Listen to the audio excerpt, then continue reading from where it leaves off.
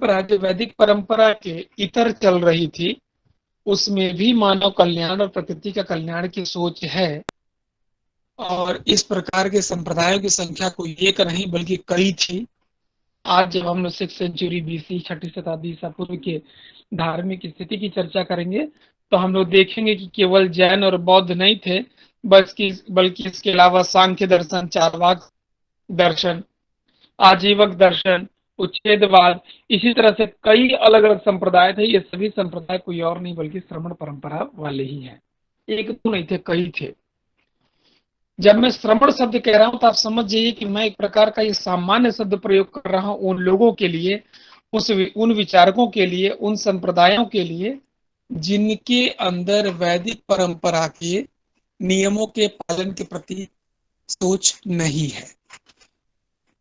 इसका मतलब ये नहीं कि वो समाज से इतर हैं, वो समाज के ही अंग हैं, समाज का कल्याण वो भी चाह रहे हैं, वो भी मुक्ति के मार्ग को अपना रहे हैं, वो भी मुक्ति चाहते हैं। बस इन सभी को कार्य करने का तरीका उनका अलग है। हमने पिछली क्लास में इन सभी बातों पर चर्चा की थी कि समाज का कल्याण वो भी करते हैं, पर इसके लिए आवश्यक नहीं है कि वे यज्ञ आदि करें, वेदों का अध्ययन करें, ये आवश्यक नहीं है।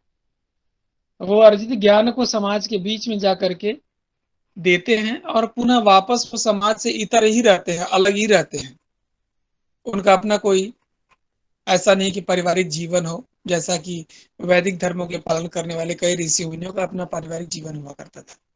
वो इन सभी चीजों को, इन सभी गतिविधियों को मुक्ति के मार्ग में बाधक मानते हैं।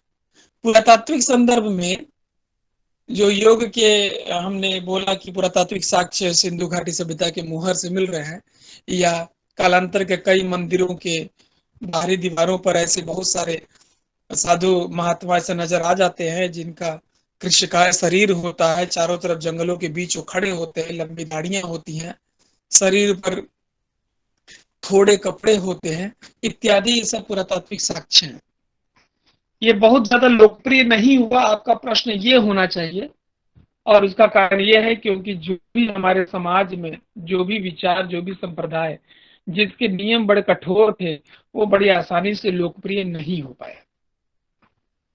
हमें जब एक ऐसा मार्ग सामने दिखा दिया जाए जिससे कि मुक्ति और मोक्ष प्राप्त करना आसान है, बौद्ध धर्म जो कहता है हम आपके लिए प्रयास करेंगे कि आपको मोक्ष प्राप्त हो, हम प्रयास करेंगे।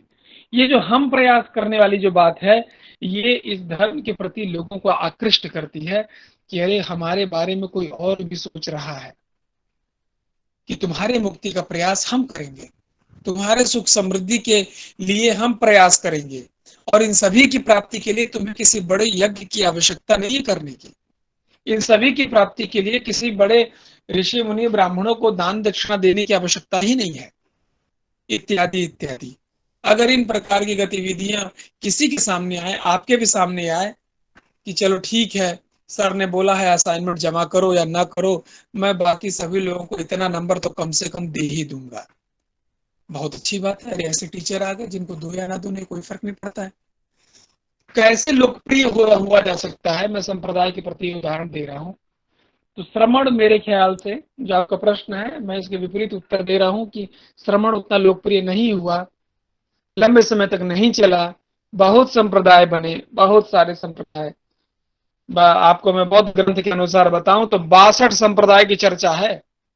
छठी शताब्दी ईसा पूर्व के समय 62 उन लोगों ने सेक्ट्स की चर्चा की है, संप्रदायों की चर्चा की है। और जैन ग्रंथ में आपको जान के आश्चर्य होगा 363 संप्रदाय।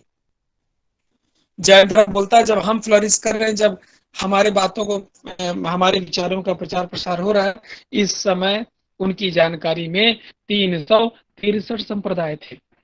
अब आप समझ जाइए, इतने संप्रदायों में लोकप्रिय होकर के इतिहास में स्थान रखने वाला बौद्ध और जैन कम है और अपने आप में अनूठे हैं। और कोई प्रश्न है? इन संप्रदायों का कोई विशेष नाम?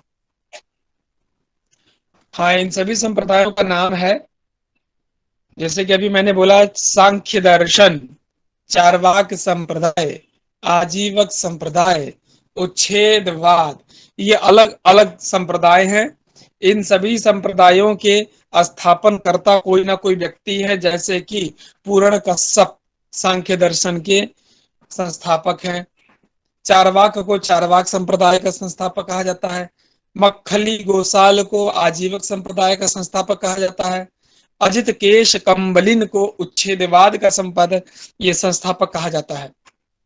तो कई ऐसे संप्रदाय हैं जिसके संस्थापक का नाम भी हमें पता है, और कई ऐसे हैं जिनका केवल नाम पता है, पर उनकी उत्पत्ति कब हुई, किसके प्रयास से हुई, इसकी जानकारी नहीं है।